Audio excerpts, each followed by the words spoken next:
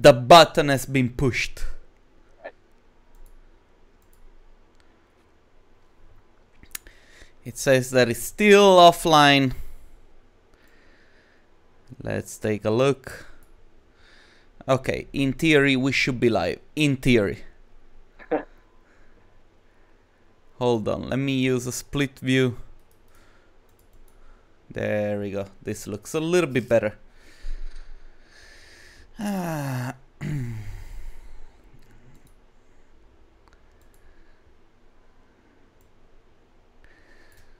So, okay, everything should be fine. It says that we are live. The streaming is healthy.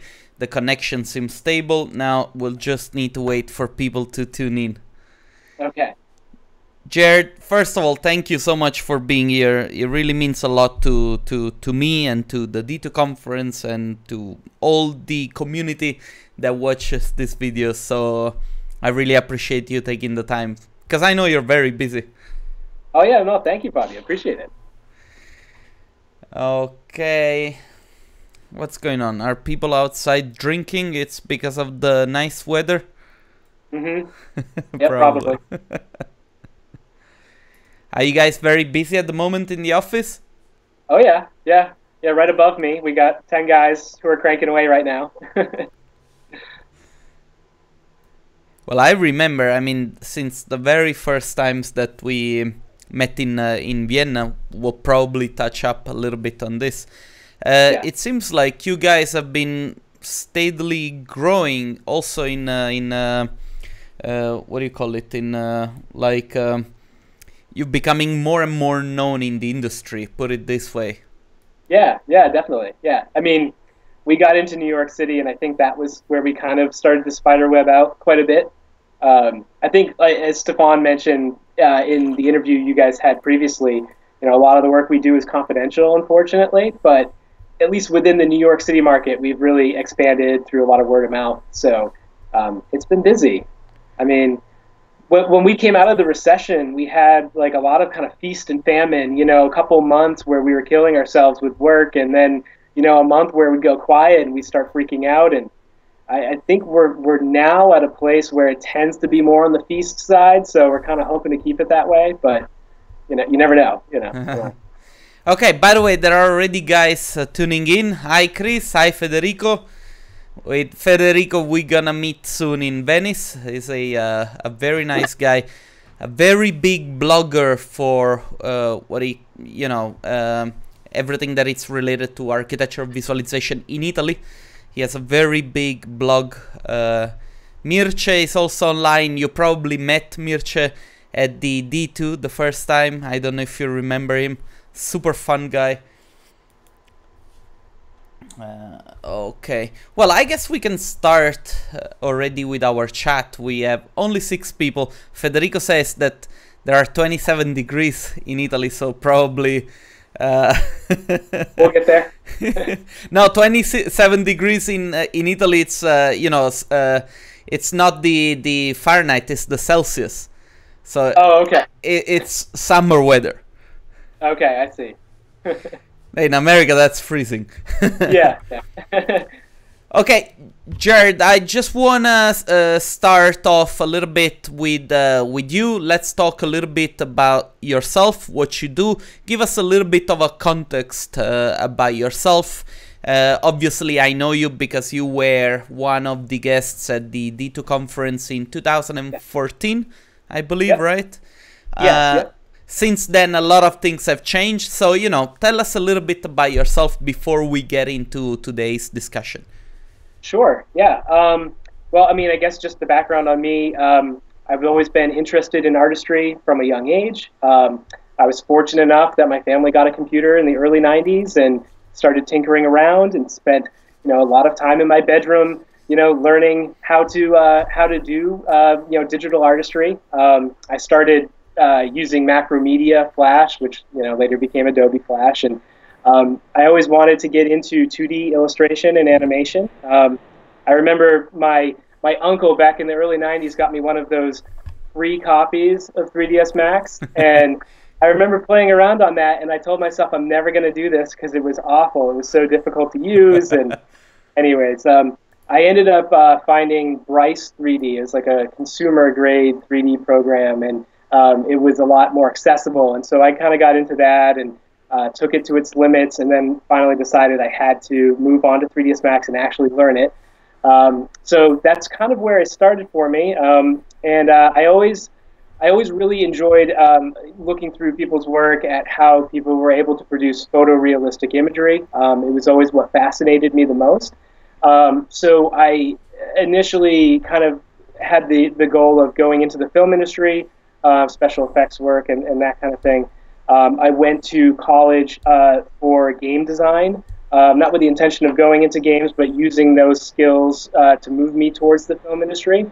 And then I got incredibly lucky. After my freshman year of college, I was looking for an internship. I'm from Portsmouth, New Hampshire, and my mom found this tiny little article in the newspaper. It was about some company called Tangram 3DS, and they had just won some sort of an award, and she saw 3D in the name. She had no idea what they did. She just saw 3D and knew that's what I liked, and so she showed it to me. And I couldn't believe there was this company in our small town. I mean, Portsmouth is like 20,000 people, so it's really small.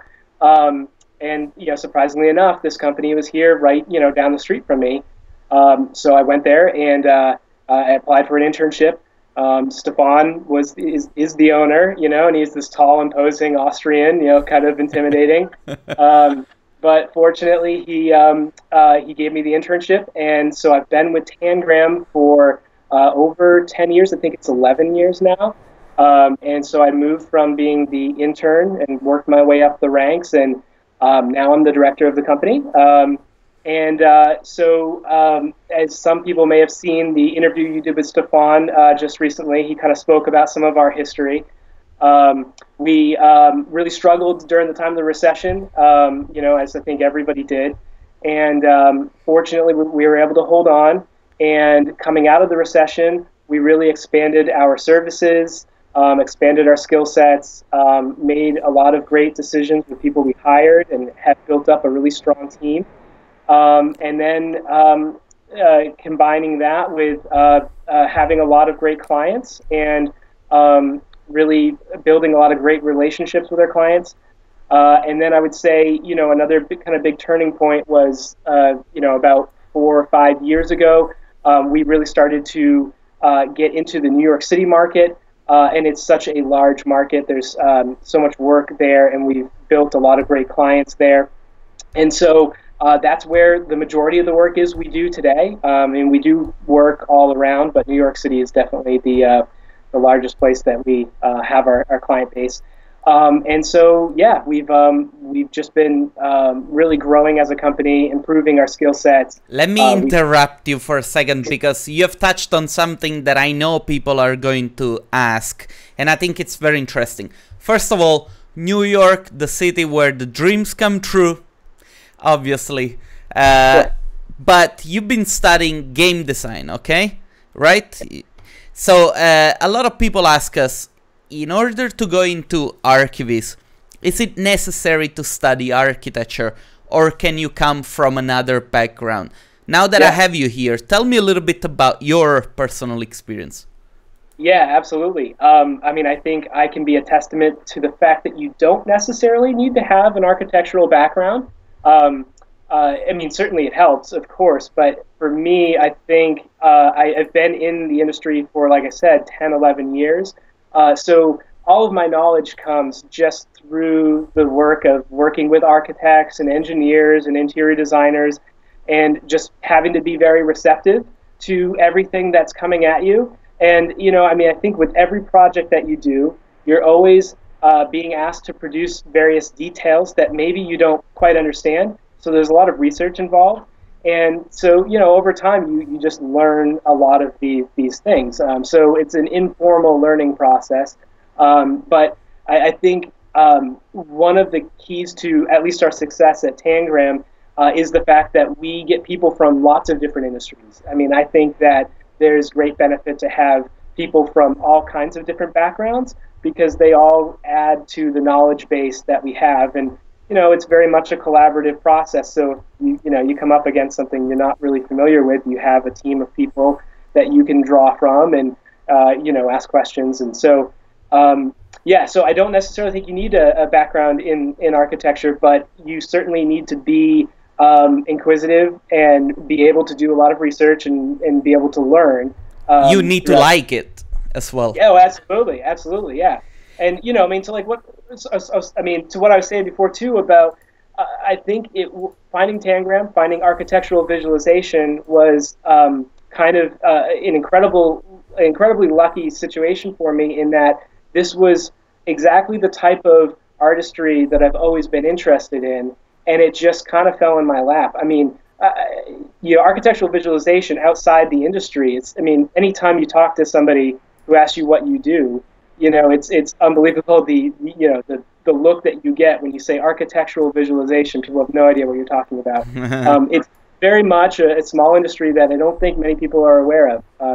So I'm fortunate that I found it, but it could have very likely gone another way. Even though now there is an industry and the industry is known, you'll be surprised how many people still don't understand the exact connection between the visualization part and architecture itself, And I hear comments that sometimes make my arms fall off, because it's like, people say, yeah, but architecture, it's more important than visualization. And I'm like, what does that mean? Why are you even bringing this up? This has nothing to do with what, Anyway, listen, I want us to jump a little bit into today's topic, and kind of give a little bit of a background also to the people that are watching at home. When I was interviewing Stefan, one of the topics that came up was the utilization of people in renderings, that, it's something peculiar of your work. You have started this company based only on creating cutouts of people, because you had this need for very exclusive cutouts, yeah? And I don't want to take anything away from you. I'm just trying to paint a picture for the people watching from home.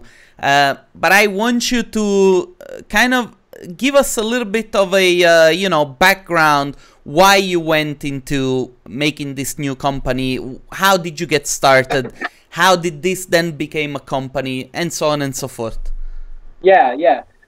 So, I think, a lot of listeners will be aware of this, but for those who may not be, the rendering is only one portion of it. Adding people into it is an incredibly important part of the process. You need to have people for scale, so you can understand the spaces, the architecture at a human scale, and also to add life and energy, and kind of what you were saying earlier is telling a story with the type of people you show and how they're interacting and how they're using the space. These are all really important things for being able to explain what the space is and how it's used, and be able to get across our client's vision.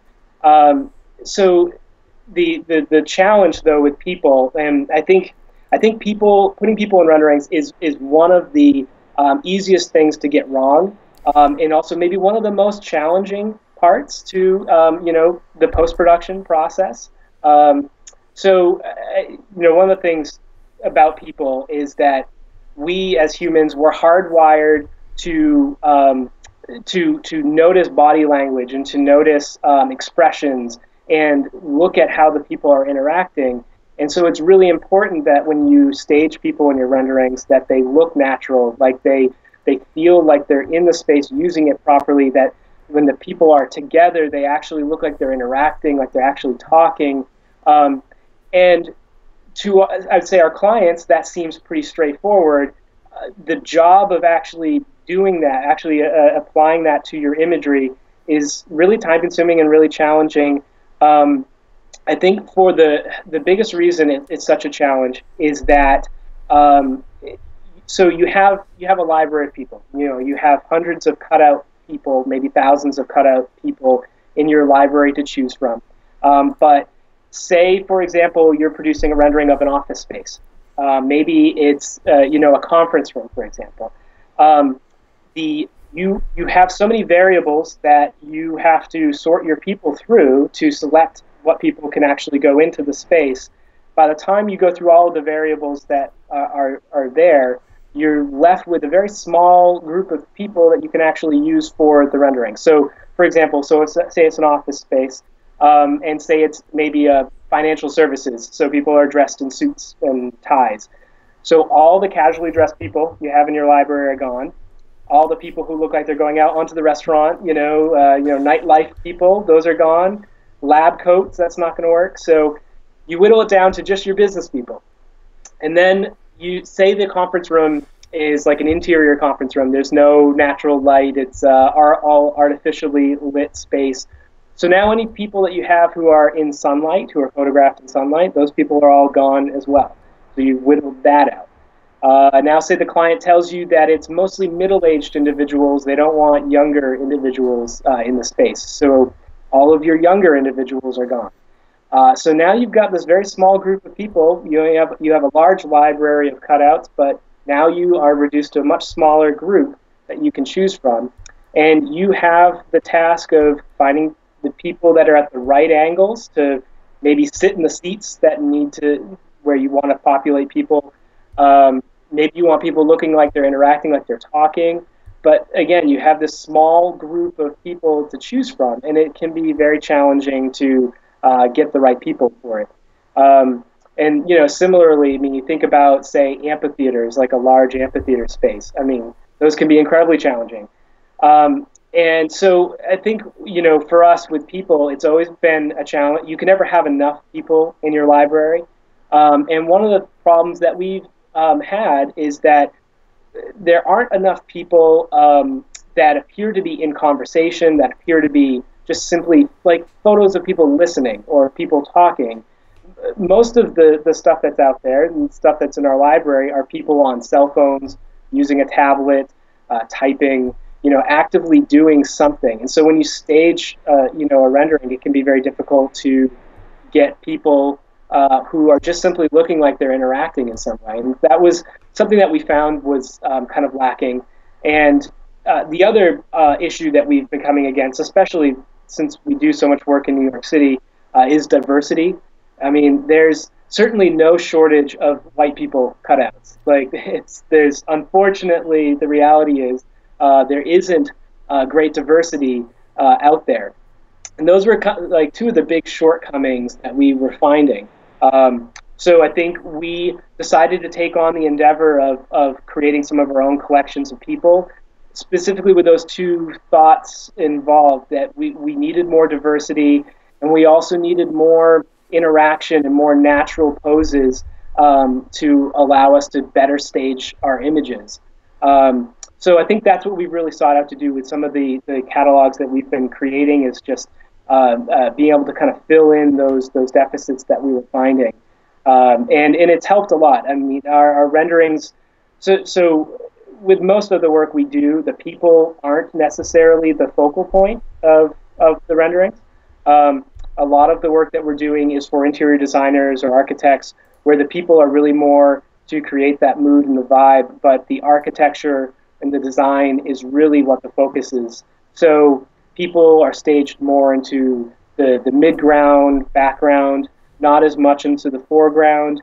And I think one of the biggest issues ultimately is if you just have a bad interaction in the rendering.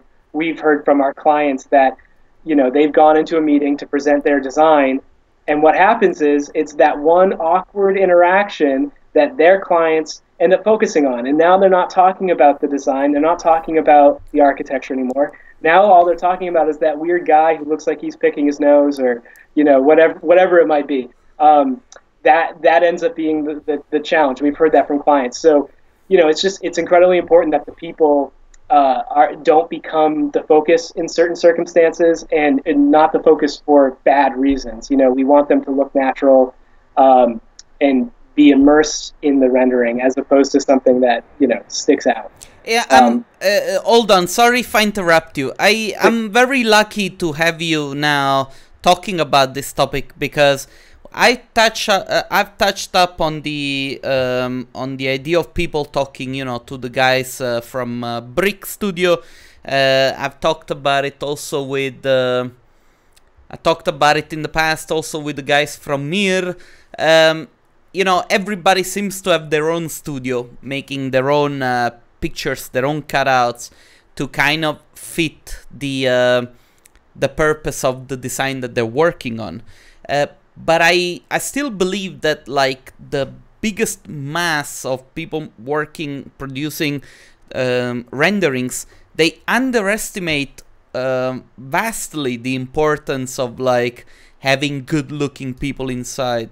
And I realized that probably 70% of the comments that I give on people's works when they come to me, because I never go and make comments on people's work, is about the interaction of people, the type of people that they put inside their renderings. So, you know, it's, I don't know, I really hope the people that are, we're saying people a lot, watching this talk, they're gonna get something out of it, because, you know, now you're bringing up a lot of these issues that sometimes artists don't even think about.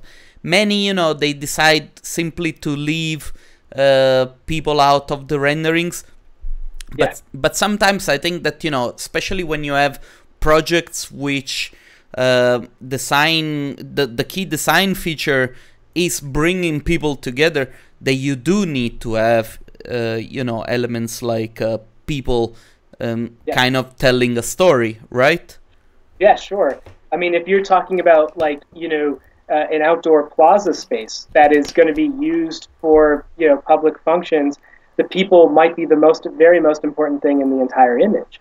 And so yeah, there's the people have varying degrees of importance depending on what, you know, what the space is and what the rendering is, who the rendering is for. You know, for example, we do a lot of work for developers, and they want, you know, their space is jam full of people because maybe they're trying to sell a particular space to a retailer, and they want to give the impression that this place is flooded with customers. And so in those cases, it's really important to show lots of people, and that's where it becomes even trickier to avoid those kind of odd, strange interactions.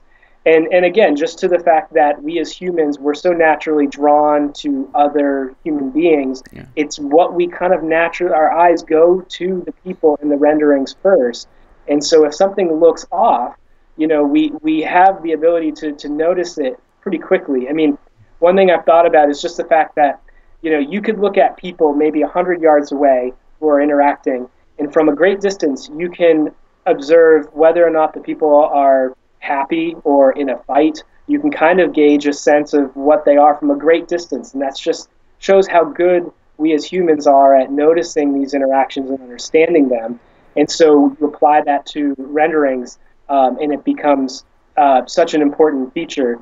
And you know, to what you were saying about, you know, some people choosing just not to include people, or, you know, that is so often a criticism. I think in general, we as artists, we're so focused on the architecture and the design. That's kind of I think at least for myself, that's what brought me into the industry. So people end up becoming an afterthought, something that you add in at the end of the process. And so I think that is kind of the problem, and something that we've changed, and we used to do that. Of course, we, you know, wait to the very last draft that we're sending to a client, and that's when we put the people in. And then, of course, the client comes back and they want to change each person. But we now integrate our people much earlier in the process, because it really needs the time to finesse, to get it right. And I think if you're waiting to the very end and you're not putting the time in, that the rendering suffers for it. So it's incredibly important to devote that time, even if it, you know, isn't necessarily what is your favorite task to do. It's incredibly important, you know. Let me ask you now, obviously you guys got so involved in the process of optimizing this aspect of your renders that you made a company out of this, right? Visitil was started because you guys were doing so much work. You said, okay, why don't we make this available for others so that they don't have to do the work that we're doing?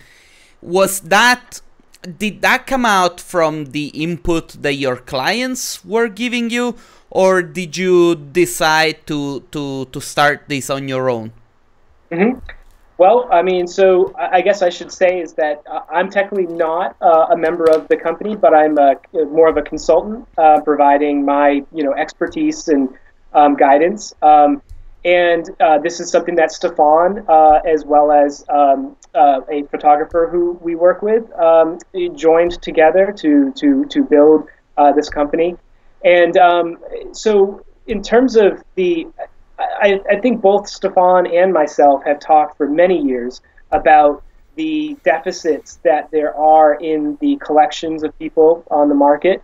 And we often would say, if we only would spend the time and actually photograph people ourselves, we could have the kind of collections that we're needing. So I think we've, for many years, known that we've wanted to do this. And it's only become more important as we've done more work in urban environments like New York City and Boston, in particular, San Francisco, where clients are outwardly saying we need more diversity in these renderings. From the client side, that's been pretty strong, and that it becomes challenging. If the majority of our library are white people, and we need San Francisco, they have a large Asian community, and we had very few Asian individuals in our library. And so then you start to do the really crazy thing of Frankensteining an Asian person's head onto this white guy's body, and it's awful. I mean, guilty as charged. Yeah, I think we've all had to do that, and it's just terrible. So, we knew we needed better people in our collection. So that's what we specifically did in our packages. We sought out people of different ethnicities, so that each package has a good variety of people. And the goal is that over time, as we produce more and more collections, we can continue to build up our library of people of different ethnicities, and that really helps a lot. I want to tell you something funny. In the very beginning, when I was organizing my own libraries, I had all these cutouts that I was getting from Shutterstock, and I would prepare them in such a way that they would not have a head, so the head was separate, in case I could change it quickly if the client was asking me. How many times, and you might think this is crazy, how many times I put a male head on a female body?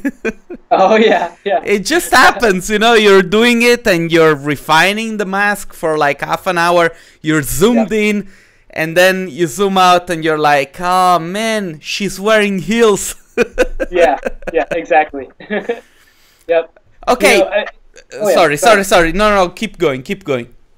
Well, I mean, so one thing I was also going to say, in terms of having to swap people out and make those kind of minor alterations, some packages that are available online have vast amounts of people, but they have like one photo of each person, and that's it. They just maybe stole them from the street or something.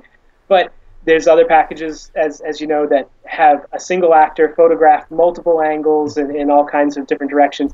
And that was something that we felt was important, that because we would often get clients asking for, I want that same person, that person's great, but I want her moved to that different chair.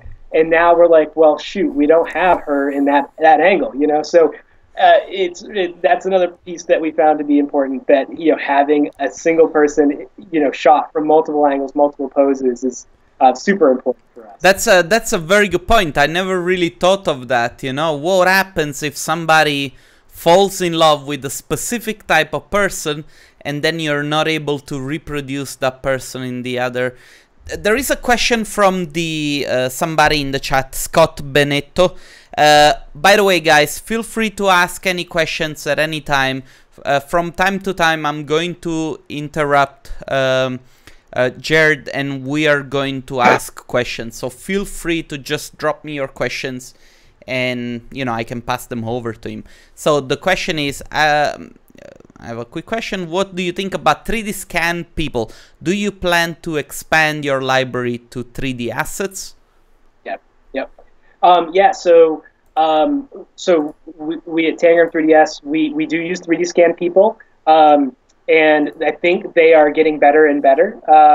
It's just over the last couple of years they've gone from being, unusable even in the midground to now almost being usable in the foreground. I mean, they're getting better. They're still not great in terms of photorealism. And the concern is oftentimes when we're showing these type of renderings to people not in ArchViz, people just see it and think they look like zombies or they look like characters from The Sims. We'll hear things like that. So for the most part, at least so in terms of Tangram, what we use, we will use 3D scan people for midground to background, photo people for foregrounds to midgrounds. So it is getting more and more prevalent. I think there always will be a need for photographic people, at least until 3D scans become truly photographic in nature. The other issue that there is with 3D scan people, a benefit and a problem, is the fact that they're rendered into the image. So I mean, obviously it's great. The lighting and shadows are all there. Everything looks perfect. They're embedded in the image well. The downside is that removing them in post, you can't. You'll need to either render the image twice or render select the people. Whatever method you want to go. A lot of the work that we do is very fast-paced, and so for us, just having to add that additional render pass complicates the workflow a little bit, so that can be a bit of a challenge. And actually, a lot of our clients who have some in-house capabilities, we actually share a lot of our PSDs with our clients, so they have the ability to turn on or off people that they want or don't want. So 3D scan people are a little bit of an issue for that. In terms of VizUtil and moving towards 3D scan people, it is something that's been discussed. I think the challenge is that the hardware is extremely expensive to do the setup at this time and to do it well. So it's kind of the cost-benefit issue. We'd have to sell many 3D scan people before you start to make a profit or break even. So it's just an expense that I don't think, at least for the next several years, that we will be doing. And like I said, I do think there always will be a place for 2D people, because the ability to add them in post very easily is just so important. And again, going back to as humans, that there's the uncanny valley where as 3D people become closer and closer to looking realistic, but they're still not quite there. It almost makes them worse in a way, because there's something off about them. It's hard to put your finger on it. And until we can overcome that uncanny valley, I think photographic people will always kind of have a place in our production. Let's go back a little bit to the theory of composition, in renderings. Now, we were discussing it, you and I, before. Some renders people use cutouts to tell a story, but very often the result is banal, and it's something that really hurts the intellect of a person to look at. Now, do you have some sort of personal guideline on how to avoid to tell a banal story, or what are the things that that are definitely not going to work, and what do you do when you make a rendering in order to kind of elevate a little bit the quality of the output and not reduce it to the classical woman that is working on the laptop or reading a book or whatnot? Yeah. Well, I mean, I do think the unfortunate reality is a lot of the work that we do is the banal, partially because a lot of the work that we're doing, the clients aren't looking to tell a story through the people. They're looking for their architecture or their interior design to be the focal point. and that people really are more accessories to the image than anything else. I think when the rendering calls for people to tell the story, so for example, like I said, an outdoor plaza space or amphitheater renderings, competition renderings in general oftentimes can be very much about the people. I think in those cases, it's just incredibly important to have a huge variety of people in your library who are doing all kinds of unique activities, whatever I think in a lot of cases these are places where packages of people for sale, 2D cutout people, aren't always going to be the best in those cases. I think this is where you're going to spend a lot more time stealing from images online, cutting people out by hand who might be doing specific activities. I think of there's a space in Portsmouth that's an outdoor theater space that we did a rendering on. And so we have people flying kites, and we have people seated around each other in chairs, playing games, laying on blankets, and all of those kind of things. You're just trying to kind of capture a mood that the client wants to get across, which is that this space is going to be used for all kinds of different things. And so in those cases, we can't really lean on our library so much. It does require a lot more work, finding imagery online, which I think, as we all know, is incredibly challenging to find high resolution, high quality, people in the right angles, full body shots. Most of the time you find people with their, torso up, and that can be a real challenge. So, I think, again, this just goes to, especially for images like this, you just have to spend so much time on the people in these images that you can't cut that part of the project short.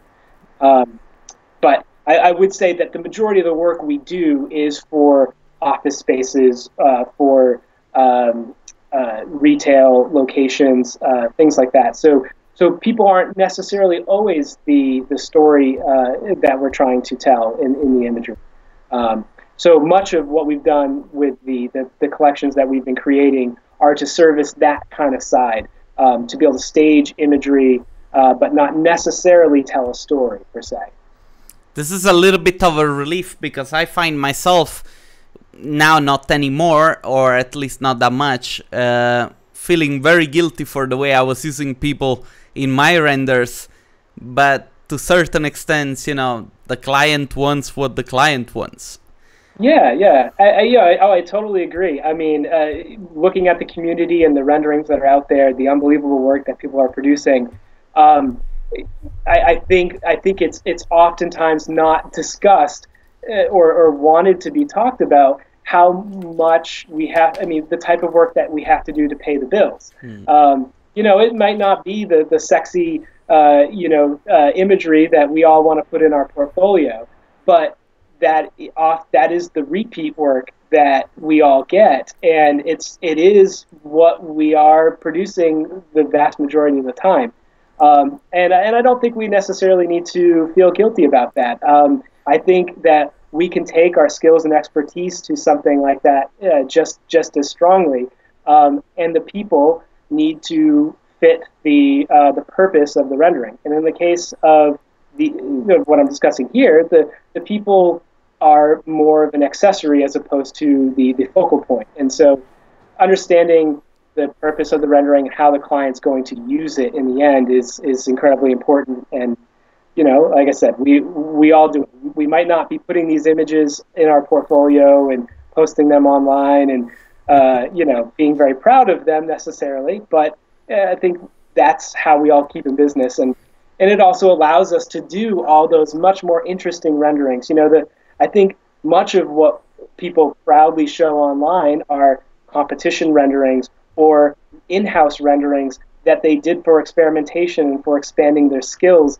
They may not have been paid for those things, and that's great. But we have to do the other work to be able to do the work that we can also proudly present as well. It's true. So. It's true.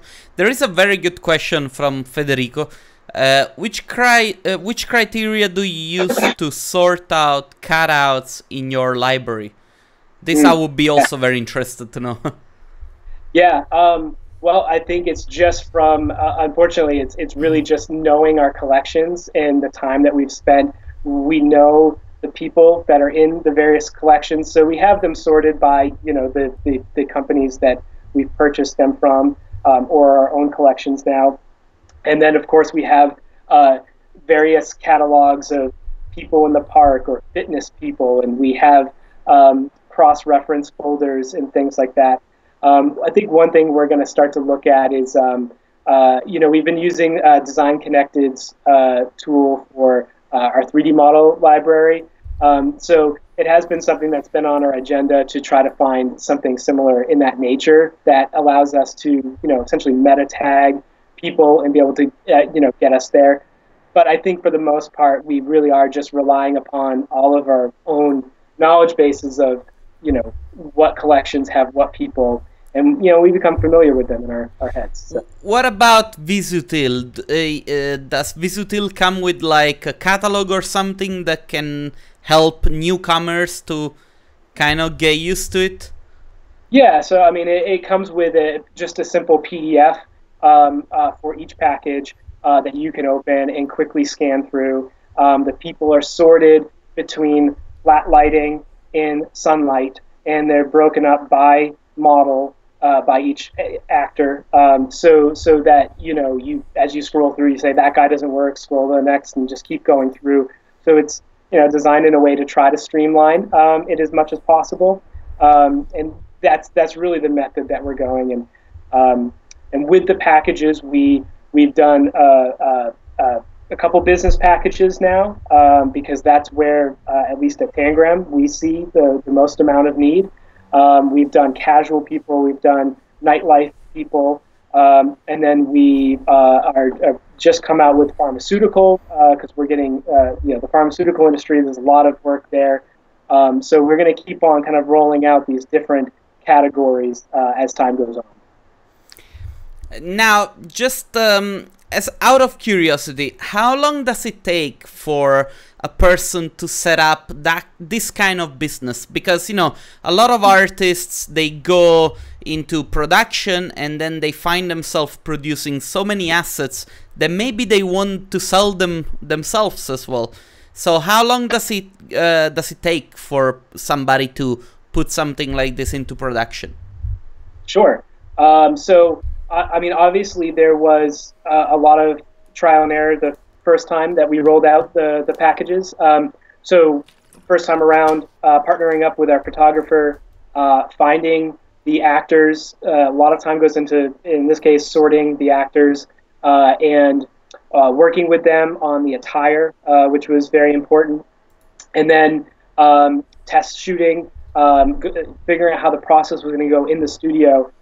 It was a very, very time-consuming process, more than I think is apparent when you get the package of people. The amount of time that each actor had to spend on set taking photos and doing every angle. I mean, we took thousands and thousands of photos, and then, of course, once you have all those photos, you have to go through the sorting process, which was it's very time-consuming. Whittling them down till you finally get your final set of people for the packages. Then there's the cutout process, going through and matting everybody properly. And then once you do that, adding shadows to their feet, because we did that as well to kind of give you that extra step.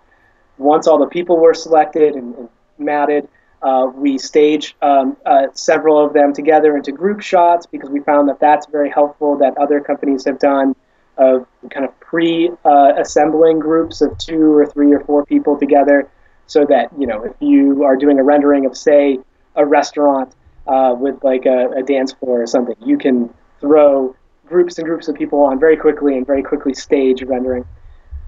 So there was obviously the process itself of actually producing the product, which took several months. But the other side of it was graphic design, branding, web design. Very important. Oh yeah. Absolutely. Creating an actual, brand for the company, a lot of meetings, a lot of review sessions with our graphic design team, till we finally landed on what we liked, and the web design process, setting up the pages, and and then setting up the e-commerce. And so I think, I can't remember now exactly what the overall timeline was. I want to say that it was about a 6-month process, 6 to 9 month process maybe, from start to finish, between both the production of the actual product and then all the other, parts that go along with it. So now that that's all set up, though, our goal is going to be to roll out 3 packages twice a year, and all the infrastructure is in place. So the hard part's done. Now it's just the actual production process of the photographing and all of that. And so we found a lot of ways to kind of streamline the process, and hopefully it's going to be a lot quicker going on down the road. And the benefit at Tangram is every time we do these, we just keep expanding our collections. So it's great for us, because I truly believe we'll never reach a place where we have too many people on our too many catalogs of people. Can always use more. So that's where we're headed. Even because one of the biggest issues is that the clothes keep changing every year. Yeah. That's actually something that was one of the issues we had too. Is that I think a lot of the catalogs that are out are photographed in Europe, and we're in the U.S. Most of our work is in the U.S. And it's subtle, but there is a difference between the attire of many European countries versus the United States. And so that was oftentimes an issue as well, is people didn't quite look like they're Americans, Yeah. And I don't mean sweatpants, like everybody needs to be wearing sweatpants and hoodies, but there is a difference there. No, we're talking New Balance shoes and... Sure, yeah. There is another good question from Scott. Thank you very much, Scott, for asking all this. Actually, this goes in end-to-end with something that I wanted to ask you myself. Why did you focus specifically on cutout people and not on other objects like trees and flowers? And then my question is, since now you have this functioning streamlined pipeline, are you guys thinking to kind of start working on textures or doing other photographs of other things that you can use for your visualizations? Yeah. So to the first question regarding plants, so I think at least at Tangram, we don't utilize 2D plants all that often, just because I think it's quite challenging for them to be applied to the image in realistic ways. They can sometimes be kind of obvious that they're photoshopped in. And fortunately, I think, that was something we certainly did, say 5 years ago, much more often. Fortunately, today, there are so many other groups producing great packages of 3D plants. You have LobWorks, which is what we use in our office. CG Axis plants are really great, and we're using Forest Pack to place everything.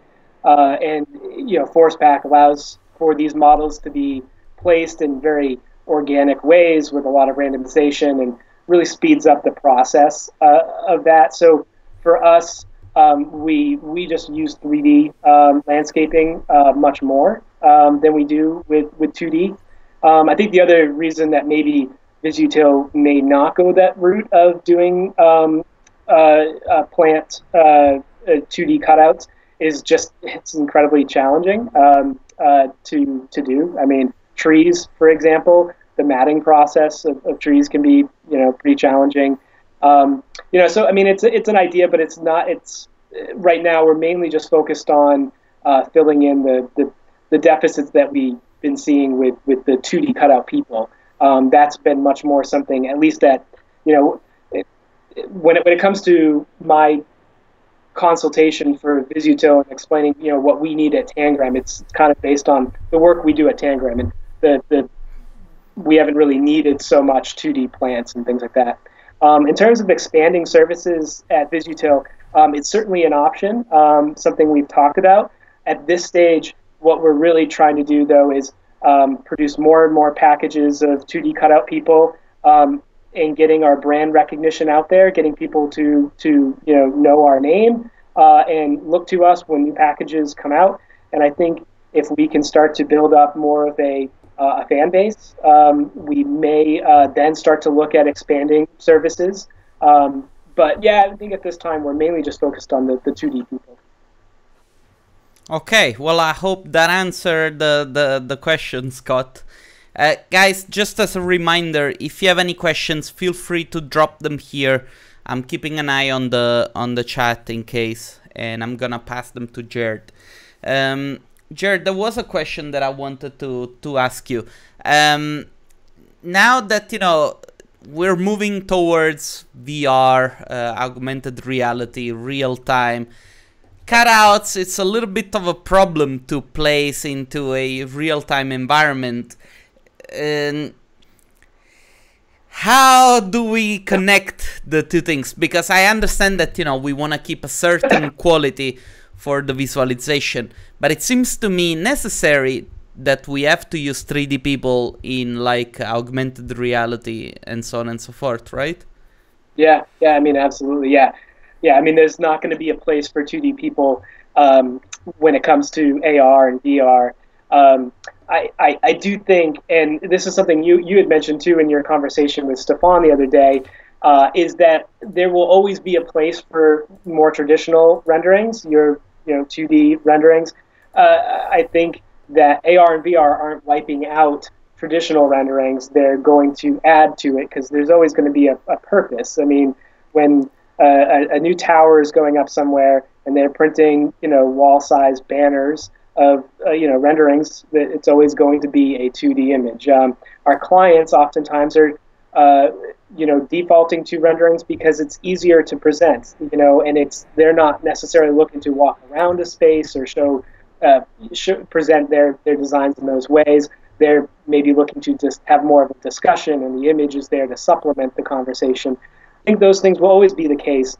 VR and AR they are very different workflow, and that's where your 3D people are going to take precedence. We use Anima at our office for all of our animation work, and when it comes to VR and AR, we are just getting into it now. We're on the precipice of it. It's always been something we're researching and doing kind of side in-house projects on, but we're just now getting clients actually asking for it. So it's kind of been a chicken or the egg scenario when it comes to VR and AR.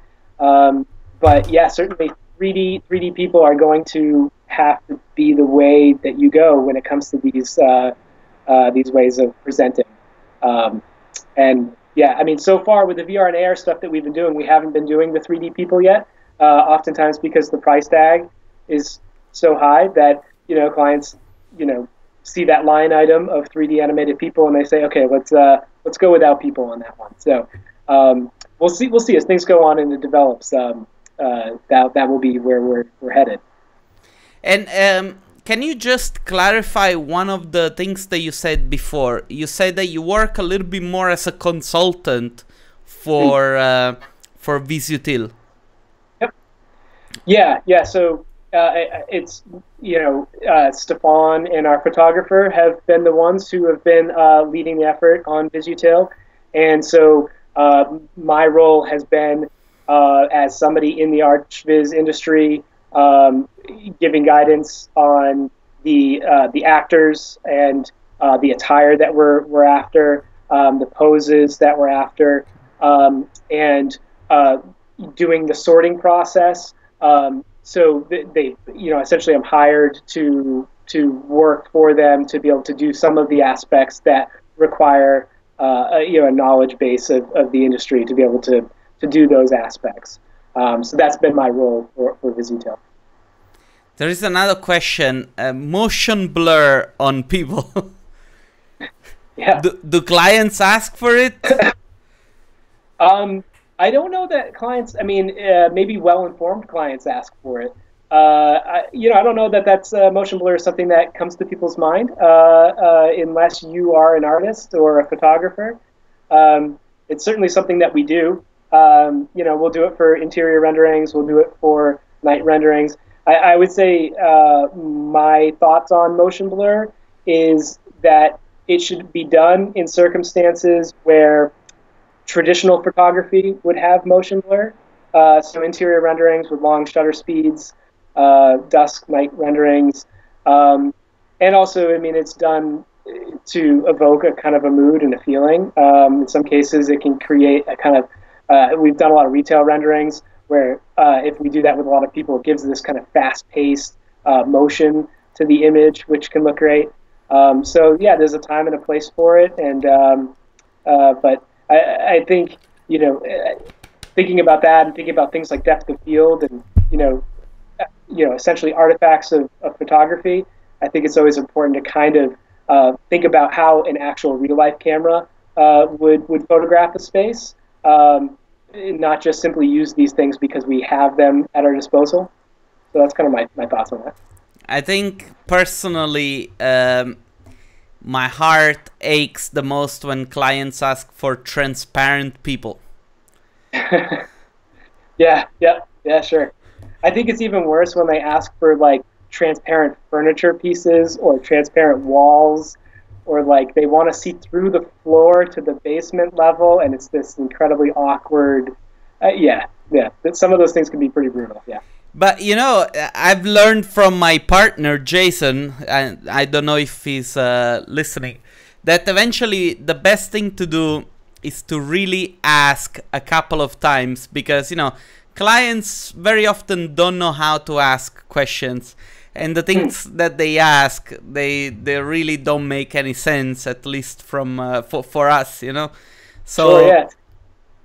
Very often, a transparent person is a person that, you know, it's moving very fast, so you just see like the moving silhouette of the person.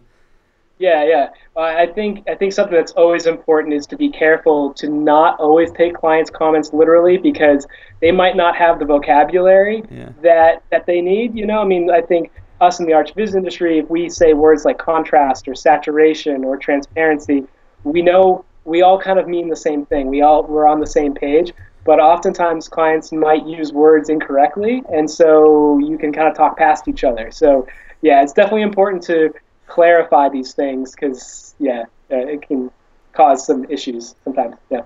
Hi Nuno Silva is just tuning in. We are basically 3 minutes away from ending the video. Oh, no. No, why? We need to change the time in which we broadcast this video so that Nuno can come and interact with us since the very beginning. But I guess he's a very hard worker. When I was working at V-Ray for C4D, Nuno was one of my biggest consultant in terms of making images, because he's a super talented artist, and I just need to persuade him and maybe make him drink a little bit of wine, and then I can interview him, because he's not very comfortable with English. Jared, I just want to thank you so much for taking the time for doing this. If people want to see and check out the Visutil products, where can they find them? Yep. So it's on Visutil.com, Vizutil.com. Hold on, let me pull it up. Visutil. Yeah, there we go, and I'll just put it as an overlay.